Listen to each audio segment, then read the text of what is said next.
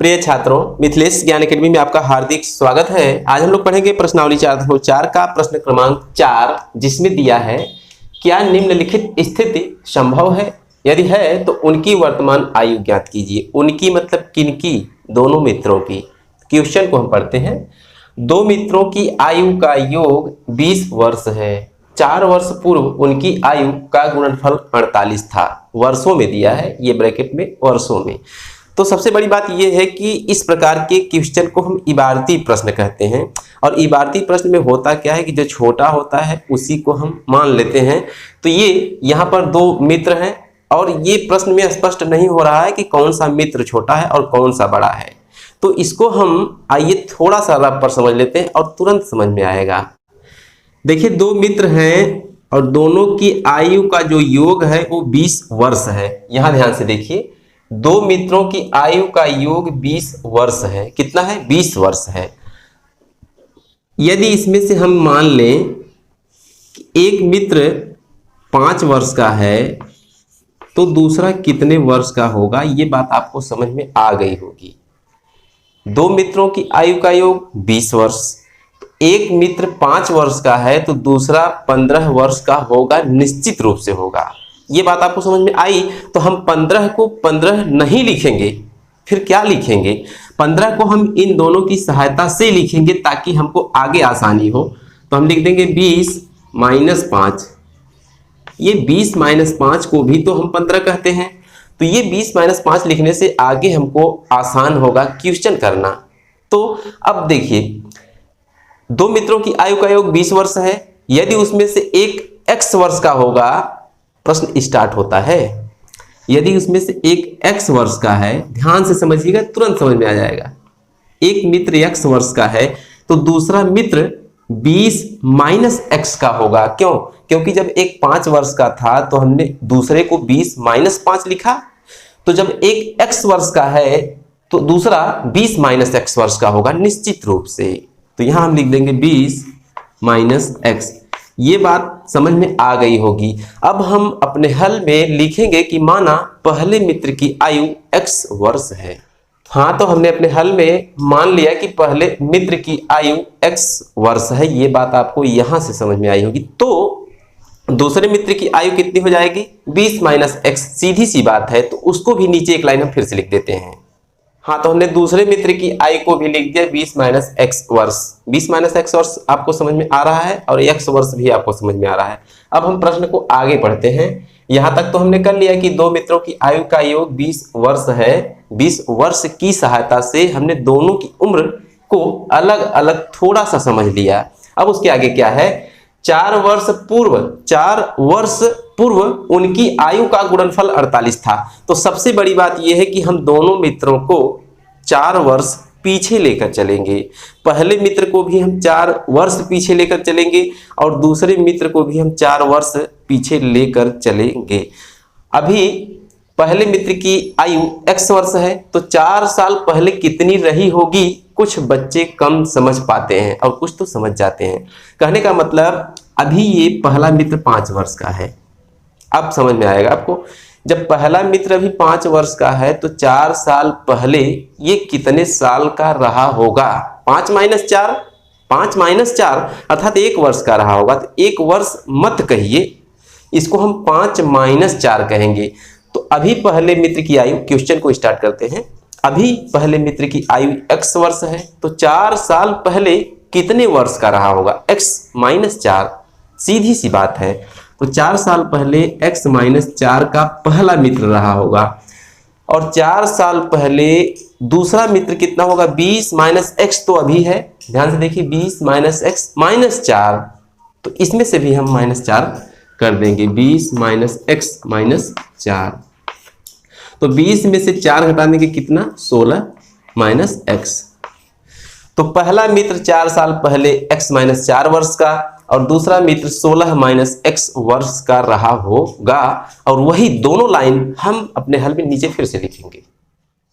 हाँ, तो जैसा कि हमारा प्रश्न कह रहा था कि 4 वर्ष पूर्व उनकी आयु का गुणनफल, तो गुणनफल को थोड़ा हम बगल में रख के पहले 4 वर्ष पहले दोनों को लेकर चलते हैं। पूर्व का मतलब होता है पहले।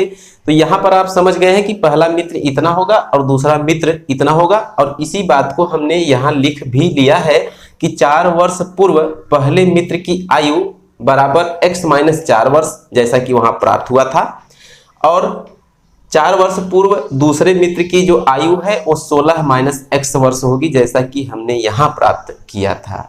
अब हम सवाल को आगे पढ़ेंगे। कह रहा है कि 4 वर्ष पूर्व उनकी आयु का गुणनफल 48 था, अब 48 की जरूरत हमको है। अब लिखेंगे प्रश्नानुसार और इन दोनों की आयु का गुणनफल 48 के बराबर रखकर हल करेंगे, अर्थात x - 4 गुणे 16 - x बराबर 48 होना चाहिए। ये प्रश्नानुसार में हम फिर से लिखेंगे। हाँ, तो ध्यान से देखिए, हमने लिख दिया प्रश्नानुसार x - 4 गुणे 16 - x बराबर 48, जैसा कि हमारा प्रश्न कह रहा था कि 4 साल पहले वाली उम्रों को गुणनफल के रूप में प्राप्त करिए और उनका गुणनफल 48 आना चाहिए। तो x - 4 गुणे 16 - x बराबर 48 हमने इस इक्वेशन को प्राप्त किया है, इसी को हल करेंगे। तो नीचे लिख देंगे या, अब देखिए x का गुणा 16 में होगा फिर -x में होगा, तो x का 16 में होगा तो हमको मिलेगा 16x, ध्यान से देखते रहिएगा। फिर x का गुणा -x में होगा तो -x² मिलेगा, -4 का गुणा 16 में होगा तो -64 मिलेगा, 16 चौका 64 होता है। -4 का गुणा -x में होगा तो हमको +4x मिलेगा और बराबर 48 ज्यों का त्यों रहेगा। या अब देखिए -x² को उठा के हम उस साइड लेके चलेंगे तो ये हो जाएगा प्लस का x²। थोड़ा ध्यान दीजिएगा, -x² को उठाकर हम उस साइड लेकर गए हैं तो प्लस का x² हो गया। यहाँ देखिए 16x और 4x मिलकर इधर तो 20x हो गए, जब उस साइड जाएंगे तो माइनस के 20x हो जाएंगे। ध्यान दीजिएगा, 16x ये और 4x ये, 20x इस साइड है तो उस साइड जाके माइनस का 20x होंगे। ये माइनस का जो 64 है उस साइड जब जाएगा तो प्लस का 64 हो जाएगा, और वहां पर 48 पहले से था तो हमने लिख दिया ऐसे, बराबर इस साइड में टोटल 0 बचेगा। या x² ज्यों का त्यों -20x ज्यों का त्यों, इसे हम जोड़ देंगे तो 4 8 12 होता है, 7 4 11, 112 हमको मिलेगा दोनों को जोड़ देने के बाद। अब होता क्या है कि कैसे हम इसको पहचानें कि इसका हल होगा कि नहीं होगा। तो सबसे पहले हम इसकी तुलना इसके व्यापक समीकरण से कर लेंगे और विविक्त कर d का मान प्राप्त करेंगे, और वही d का मान हमको बताएगा कि इसका हल होगा या नहीं होगा। तो सबसे पहले हम नीचे लिखेंगे कि इसकी तुलना ax² + bx + c बराबर 0 से करने पर। हाँ, तो हमने लिख दिया इसकी तुलना, इसकी मतलब कि इसकी इस समीकरण की तुलना ax² + bx + c बराबर 0 से करने पर। अब ध्यान से थोड़ा देखिएगा, जब हम तुलना करेंगे तो पहले पद की पहले पद से करते हैं और दूसरे की दूसरे से, तीसरे की तीसरे से। तो पहले की करेंगे तो x² से x² कटेगा, चूंकि देखिए यहाँ एक छिपा होता है, ये सबको पता है। तो x² से कटेगा तो a बराबर हमको क्या मिलेगा 1। ध्यान से देखते रहिएगा, कॉमा लगा देंगे। x से कटेगा तो b बराबर -20 मिलेगा, b बराबर कितना -20, c बराबर हमको क्या मिलेगा 112। तो कुल मिलाकर a b c का मान हमने प्राप्त कर लिया है। अब होता क्या है कि हम विविक्तकर वाला फार्मूला d बराबर b² - 4ac को यहाँ पर अप्लाई करेंगे। हाँ, तो हमने लिख दिया सूत्र d बराबर b² - 4ac। अब हम इसी में रखेंगे, लिख देंगे या d बराबर b² अर्थात -20, ध्यान से देखते रहिएगा, का होल स्क्वायर -4a अर्थात 1 गुणे c अर्थात 112 बराबर के नीचे बराबर लगा देंगे।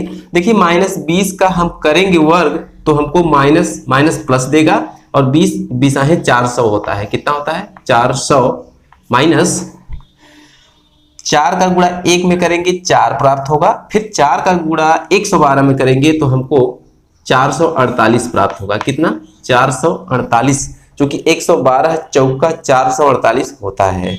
अब देखिए 400 में से हमको 448 घटाना है तो हमको मिलेगा क्या, -48 मिलेगा। क्या मिलेगा -48, यही d का मान है। तो d का जो मान हमको मिला है लिख देंगे या डी का मान हमको ऋणात्मक मिला है। जब डी का मान ऋणात्मक होता है तो वो कौन सी कंडीशन होती है? वो कंडीशन होती है कि उस द्विघात समीकरण के मूल काल्पनिक होंगे। काल्पनिक अर्थात अधिकल्पित होंगे, उनके मूल का कोई अस्तित्व नहीं होगा। और अस्तित्व नहीं होने का मतलब क्या होता है कि इस द्विघात समीकरण को हम हल करके x के 2 मान प्राप्त नहीं कर सकते हैं, ऐसा हमको ये विविक्तकर बता रहा है। ऐसा हम पीछे पढ़ भी चुके हैं, तो वही हम आगे लिखेंगे। चूंकि d का मान ऋणात्मक है, अतः इनके मूलों का कोई अस्तित्व नहीं होगा। हाँ, तो हमने लिख दिया, चूंकि d is less than 0, less than का मतलब 0 से छोटा है d का मान अर्थात ऋणात्मक है, इसलिए प्राप्त समीकरण के मूलों का कोई अस्तित्व नहीं होगा। अर्थात दोनों मित्रों की वर्तमान आयु ज्ञात करना संभव नहीं है। यही रिजल्ट है कि उन दोनों मित्रों की आयु ज्ञात करना असंभव है, इम्पॉसिबल है। तो आज की वीडियो में बस इतना ही, फिर मिलेंगे अगले क्वेश्चन के साथ अगली वीडियो में। तब तक के लिए धन्यवाद।